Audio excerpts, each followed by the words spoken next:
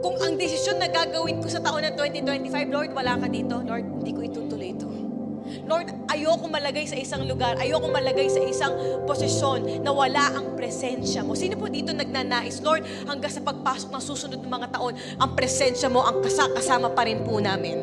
Mawala na lahat, maiwan man tayo ng lahat, pero kasama pa rin natin ang presensya ng Panginoon.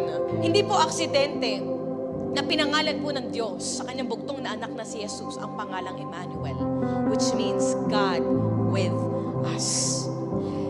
Dahil sa lahat po ng daan na tatahakin po natin, definitely po for sure, hihilingin po natin sa Diyos na Lord, samahan mo po kami.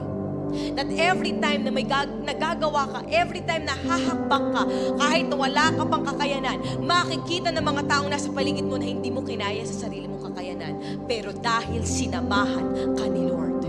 Who among you believe na ito pong nakalipas na taon po na ito, kinaya mo? Kinaya natin, hindi sa gana ng lakas natin. Kasi kung usapin lang po ng sarili natin mga capacity, sarili nating kakayanan, ay maniwala po kayo sa akin, marami na po tayo nakitang sumuko. But up until now, 2025 na, sabi mo sa katabi mo, kinaya mo kasi sinamahan ka ni Lord.